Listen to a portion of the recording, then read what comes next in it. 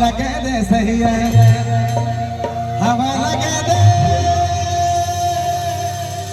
हर फिर कर लुटा हम इनको सिंगार और झुकी झुकी के सही है। नाचने वाले लोग सभी को आएंगे, सभी को आएंगे इधर डांस कर रहे जितने मेरे भाई लोग हैं। अभी तू तल्ला डांस होने वाला है।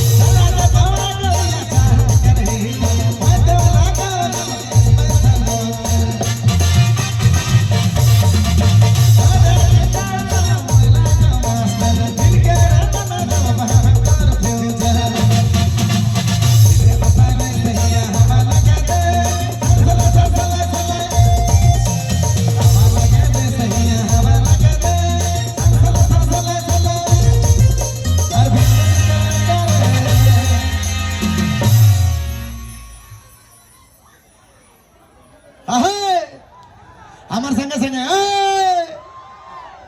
वाह वाह वाह। लेकिन बाबू तोहरे में भारी पड़ी गल 5-6 गो इन्हें है, इन्हें 5-6 गो है और तोरे होने 40 गो है, इन्हें भारी पड़ जाता है। हमरे लेडीज मन से काम आई का नाचक डिगक में काम आई का। हमार शेर भाई मन इन्हें शेर में नाचता है, अरे छोड़ी मन के तोरे शेर आई मने शेरनी इमन शेरनी। ठीक है शेर है शेरनी में हो जाए चैलेंज हो ठीक है। लेकिन आज यह मन कर दी है सरस्वती माता बनल है सब बेसी करला होले तो बहुत दिक्कत है।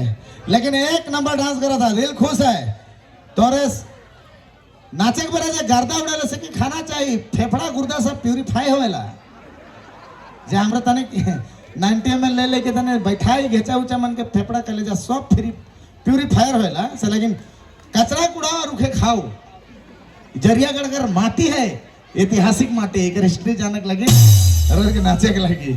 चलो ठीक है एक बार जोरदार लोग के लिए ताली जोरदार हर बिन पे देख कर लौटा